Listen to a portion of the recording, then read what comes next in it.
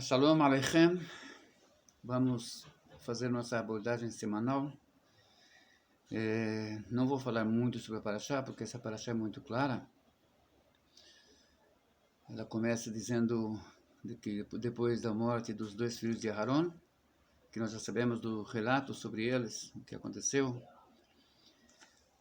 que o Kohen Gadol, não qualquer Kohen, o Kohen Gadol é o único que podia entrar no santuário, no lugar chamado Kodesh HaKodashim, e ele fazia isso apenas uma vez ao ano, no Yom Kippur. Por isso, o pastor diz, Lo yavo bechol ret el HaKodesh, que não venha o tempo todo. Mas esse tempo todo, a gente sabe que é para não vir durante o ano todo. Só pode entrar lá no Yom Kippur. É o único dia também que os Kohanim bendiziam ao povo de Israel com a pronúncia do nome sagrado, das 4 letras do tetragrama. Pois bem, ali está explícito todo o serviço de Yom Kippur, como era feito, e é importante que nós saibamos, então, que essa Parashá, ela está quase toda relatando a forma do serviço de Yom Kippur, e em seguida ela entra nos assuntos de relações proibidas, aquilo que nós chamamos de Arayot. É proibido um irmão ter relação com a irmã, proibido o pai com a filha, e é interessante notar que o pai com a filha não aparece na lista. Então, como nós sabemos que é proibido? Porque se já falou que a filha da filha está proibida, então nós aprendemos por Kal Vachomer, ou Kol Vachamur, há quem diga que a expressão é assim, outros dizem que é de outra forma. Então, Kal Vachomer, uma coisa que é leve, quanto mais o outro, que é mais pesado. Então, fica proibido também com a própria filha, apesar de não estar no escrito. Em seguida, nós chegamos no final da Parashá e tem uma coisa muito interessante aqui, que Deus nos lembra que a terra de Israel é uma terra especial e que, dependendo da forma de agir dos seus habitantes, ela pode acabar vomitando os seus habitantes. Isso aconteceu com os cananeus, isso aconteceu conosco mesmo por 2 vezes, né, que fomos levados para o exílio. E isso acontece também com pessoas em particular. Às vezes a pessoa não dá muito ouvidos aos mandamentos de Deus e incorre nessa possibilidade. Então, isso nós vemos aqui, lá no finalzinho da Parashá, e que a terra não vos vomite, betameachem otah, por vocês impurificarem-a, kasher ka'et agoi asher lifnechem, assim como vomitou ao povo que esteve aí antes de vocês. Então, aqui nós temos uma coisa muito importante, que é exatamente essa lista de toavot, essa lista de coisas, de despurcícias, de más ações relacionadas com relação ilícita sexual, que é a principal causa de algo assim. Bom, então abordamos um pouco da Parashá da semana. Eu acho que é mais do que suficiente. E terminamos o Pesach recentemente, na festividade de Matzot. E temos aí a Sefirat HaOmer. Então, eu acho que eu já falei um pouco sobre isso, mas é sempre bom lembrar que durante esses dias todos, até Shavuot, nós temos a contagem do Homer.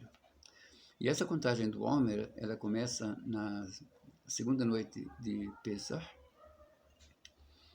e vai até completarem-se 7 semanas completas. Se a pessoa se esquecer numa das noites, a contagem é feita à noite, e é importante lembrar que é preciso estar de pé para contar, porque é aprendido da palavra kamá. Eu já falei sobre isso aqui em vídeo, que é uma palavra que é abordada no Tratado do Baba Messiah, então, Gezerah Shavá. Gezerah Shavá quer dizer, encontra uma palavra aqui, outra aqui, nós aprendemos de um para o outro. Então, se a pessoa esquecer numa das noites de contar, é importante que essa pessoa conte durante o dia sem berachá. E a noite seguinte pode fazer berachá de novo.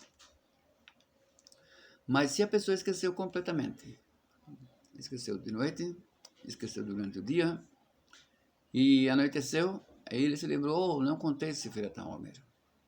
Então, a partir daquele dia, ele continua contando, mas está proibido de efetuar a berachá. Não pode mais recitar. Continua contando para cumprir o mandamento, mas não pode mais bendizer sobre isso.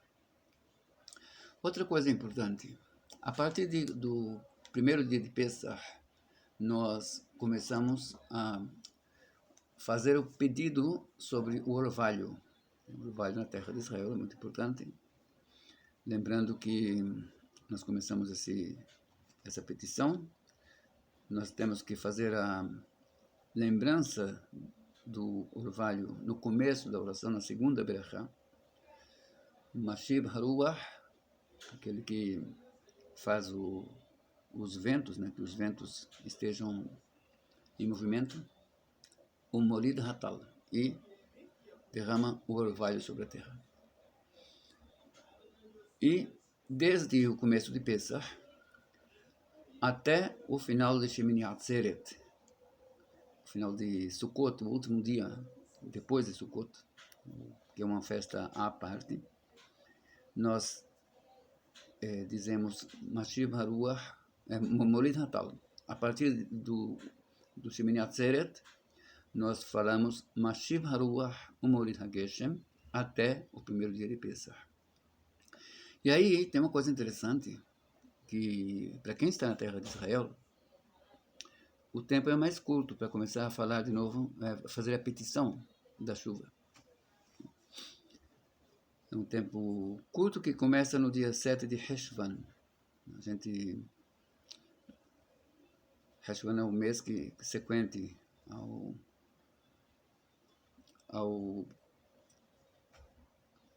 mês de Tishrei, que é o primeiro mês do ano, no sentido de contagem da criação da terra.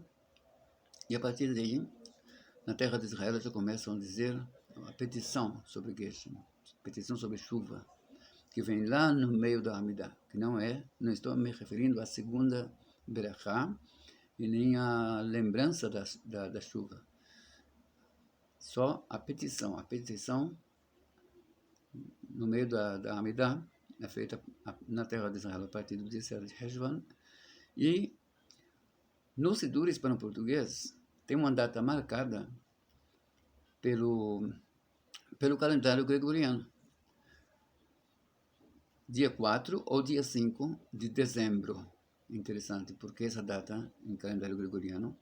Porque nessa data começa a Tekufat Tevet. É importante lembrar, Tekufat Tevet seria a estação de Tevet, uma época, uma era durante o ano. E no Sidur hispano-português já vem com essa data, para que os judeus saibam que a partir daí entra a Tekufat Tevet, e a partir daí nós começamos a fazer a petição pelas chuvas. Esses dois pormenores são muito importantes, e por isso eu quis abordar hoje, para que as pessoas saibam que às vezes as pessoas estão começando seus estudos e desconhecem diversos pormenores e acabam não sabendo como fazer, como cumprir. Então eu nem abri nenhum livro para não aprofundar demais, para que seja algo conciso e que todos possam aprender. Como eu já disse antes, eu evito fazer vídeos muito compridos para que as pessoas possam aprender melhor e memorizar melhor. Portanto, é só pensar aqui se falta algum pormenor. Existe um costume em Shavuot principalmente entre os Ashkenazim, é raro a gente encontrar isso entre os Sefaradim, da questão de comer laticínios, comer alimentos que sejam à base de leite. Mas alguns sefaraditas também já aderiram a esse costume, porque é um emblema que a Torá se compara ao leite. Pois bem, fora isto, o que eu posso dizer mais é que existe também um costume muito divulgado principalmente entre os sefaraditas do Oriente, os sefaraditas orientais. E, como eu já expliquei aqui, que os discípulos de Rebbe Moshe ben Maimon, ou a maioria dos iemenitas, não observam esse costume. Que quando termina Pesach, até Lag BaOmer, até o dia 33 da contagem do Omer, não cortam o cabelo, não cortam o cabelo de jeito nenhum. Alguns sefaraditas acham que pode ser um pouco antes, pode ser o dia 32. Mas, como eu disse antes, não há nenhum motivo para se abster de cortar o cabelo, principalmente se a pessoa precisa de algum emprego e está precisa fazer isso. Então não tem nada demais, a pessoa pode muito bem fazer isso. E nós, como eu, por exemplo, que sou discípulo de Rebbe Moshe ben Maimon até o fim, não observo esse costume. Então, é apenas um costume. Os alunos de Rebbe Akiva morreram durante esse período. Alguns dizem que foi uma pestilência, uma doença que deu neles, mas os dados históricos é que morreram por ataques dos romanos. Infelizmente, nosso povo sempre foi muito perseguido e eu também acho que essa é a maior probabilidade. Desejo a todos um Shabbat Shalom com muita paz, muita alegria, muita harmonia. Shabbat Shalom, Umevorach.